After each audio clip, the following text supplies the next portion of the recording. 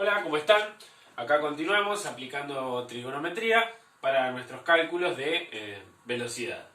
Bueno, como dijimos en el video anterior, seno de ángulo es el opuesto sobre la hipotenusa, coseno del ángulo es el adyacente sobre la hipotenusa y la tangente del ángulo es el opuesto sobre el adyacente. ¿Sí? Fíjense en cómo, con el teorema de Pitágoras, conociendo los catetos, el adyacente y el opuesto, yo puedo hallar la hipotenusa. Usando trigonometría puedo conocer, sabiendo la hipotenusa y el ángulo, conocer el opuesto, por ejemplo. O, conociendo la hipotenusa y el ángulo, conocer el adyacente. Es decir, mediante el teorema de Pitágoras, conociendo los catetos, hallo la hipotenusa. En cambio, con la aplicación de la trigonometría, del SOHCAHTOA, ¿no? Conociendo la hipotenusa y el ángulo, puedo hallar los catetos. ¿Sí? Acá lo que hice fue, bueno, representar ese triángulo rectángulo, que se puede ver acá, lo representé en los ejes cartesianos X e Y. Si recuerdan, esto es lo mismo que nosotros vimos en quinto año cuando vimos movimiento circular y movimiento oscilatorio armónico. ¿Sí? Fíjense que la hipotenusa está representada por ese radiovector que dibuja esa circunferencia que, si yo prolongaría, daría toda la vuelta, ¿no es cierto? Mi hipotenusa es ese radiovector. ¿Sí?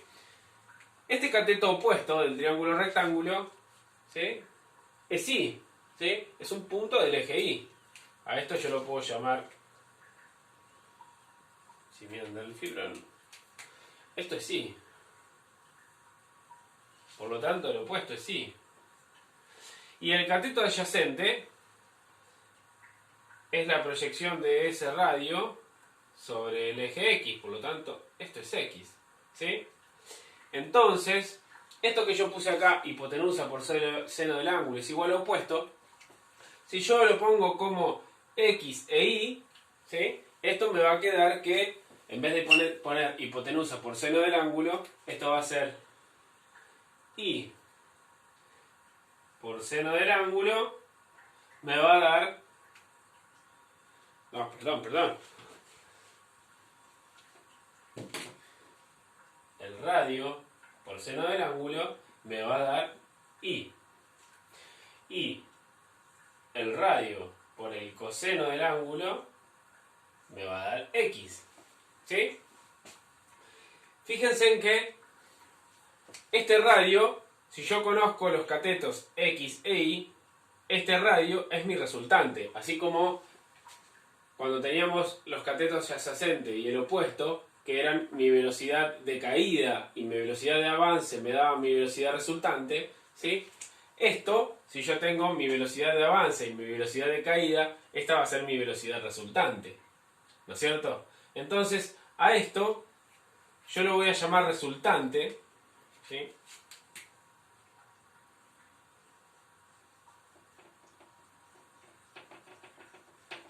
cuando lo que quiero es obtener esta hipotenusa a partir de los catetos. ¿Sí? Si yo aplico el teorema de Pitágoras para hallar esta hipotenusa, a ese valor lo llamo resultante. ¿Sí? Entonces esto me va a quedar R de resultante va a ser igual a X al cuadrado más Y al cuadrado. ¿Sí? Adyacente es X, opuesto es Y, y esto me va a quedar así.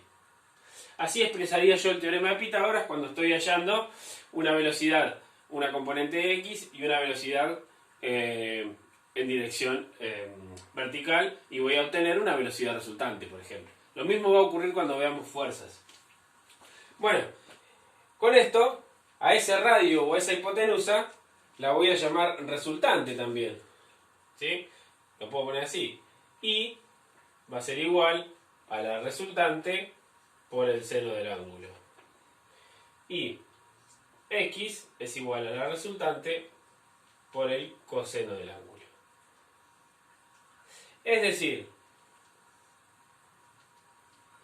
si yo conozco la velocidad horizontal y la velocidad vertical, puedo calcular la velocidad resultante. ¿Sí? ¿Con qué velocidad va a caer? Con el teorema de Pitágoras. ¿Sí? Ahora también, conociendo esa velocidad resultante, puedo calcular, conociendo el ángulo con que cae, la velocidad que tiene en dirección vertical y la velocidad que tiene en dirección vertical. ¿Sí? Y con esto, que es tangente de alfa igual opuesto sobre adyacente, como el opuesto es y adyacente es x, ¿sí? Yo también a esto lo puedo expresar como tangente de alfa es igual a y sobre x, ¿sí? Y como yo quiero sacar el ángulo, tangente pasa al otro miembro como arco tangente, que nosotros le hicimos shift tangente, que es la función inversa, y esto me va a quedar que alfa es igual a arco tangente de y sobre x. Por lo tanto, esto me va a servir a mí para hallar el ángulo. Porque ¿qué tengo que hacer? Hacer la velocidad vertical dividido la velocidad horizontal, aplico arco tangente haciendo con la calculadora shift tangente y me va a dar el ángulo de inclinación que tiene. Bueno, vamos a ver cómo aplicamos todo esto a algo que se llama tiro oblicuo o tiro parabólico.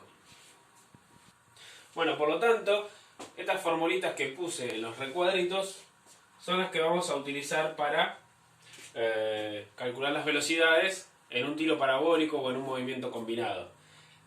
Van a ver que las letras que usemos también va a depender de aquellas variables que usemos. Porque lo mismo se puede aplicar cuando uno mide fuerzas, velocidades, ¿sí? En todo caso, en algunos momentos vamos a usar la R de resultante o, bueno, en otro momento vamos a usar otra variable. Pero bueno, básicamente esas van a ser las fórmulas que usemos.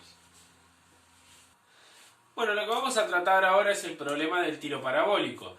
Es decir, un proyectil que se lanza con un cierto ángulo y nosotros conocemos ese ángulo con el que es disparado y también conocemos con la velocidad inicial con la que sale, por ejemplo, de la boca de un cañón. Ese proyectil va a tener un movimiento compuesto, ¿sí? Y si nosotros lo miramos, su trayectoria va a ser una parábola. Ese proyectil es un movimiento combinado porque tiene una velocidad de avance horizontal y también tiene una velocidad con la que sube y después baja, es decir, una velocidad de subida que luego va a caer y una velocidad de avance, porque sale de combinar un movimiento MRU hacia adelante, ¿sí? Y un movimiento de caída libre, primero retardado, porque a medida que sube va perdiendo velocidad, y después acelerado, porque una vez que llega a su altura máxima empieza a caer, ¿sí? La combinación de esos dos movimientos van a hacer que forme una trayectoria parabólica. ¿Cómo tratamos un problema de este tipo? Bueno, fíjense en que es el problema inverso. En el caso anterior nosotros teníamos las velocidades tanto de caída vertical y la velocidad de avance horizontal, y haciendo el teorema de Pitágoras calculábamos la resultante, que era nuestra velocidad. En este caso tenemos nuestra velocidad inicial, que en vez de llamarla la velocidad resultante la llamamos velocidad inicial porque es nuestro dato inicial, y conocemos el ángulo. Entonces, ¿qué es lo que tenemos que hacer? Ese movimiento compuesto lo descomponemos en un movimiento de avance horizontal y en un movimiento de caída vertical. ¿Cómo hacemos eso? Bueno, aplicamos lo que vimos anteriormente. Si yo conozco la velocidad inicial y conozco el ángulo, equivale a conocer la hipotenusa y el ángulo, y para calcular la velocidad horizontal lo que tengo que hacer es calcular el cateto adyacente. Y aquí, como conozco la hipotenusa y el ángulo, lo que tengo que hacer es calcular el cateto opuesto. Por lo tanto, aplicamos lo que vimos anteriormente. La velocidad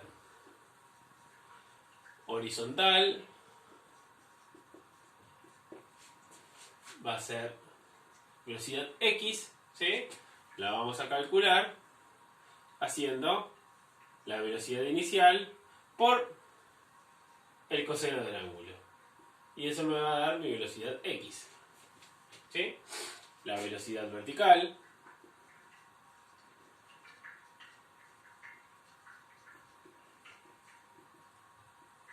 la vamos a llamar BI y la vamos a calcular multiplicando esa velocidad inicial por el seno del ángulo, y eso me va a dar mi velocidad vertical.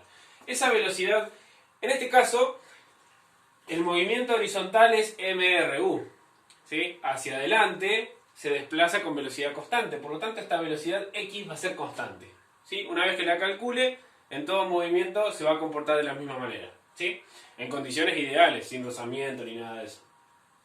Sin embargo, esta velocidad vertical no todo el tiempo va a ser igual. En un momento, en el momento que es disparado, tiene un valor, pero a medida que pasa el tiempo va cambiando, porque a medida que esto sube va perdiendo velocidad vertical, llega a su altura máxima donde su velocidad vertical es 0, y luego comienza a caer donde su velocidad vertical cambia de dirección y empieza a aumentar nuevamente. Por lo tanto, a esta velocidad vertical yo la voy a llamar velocidad vertical inicial. ¿Sí? Simplemente porque va cambiando con el tiempo. Bueno, en el próximo video vamos a hacer un ejercicio sobre esto para ver cómo lo resolvemos. Bueno, nos vemos en el próximo video.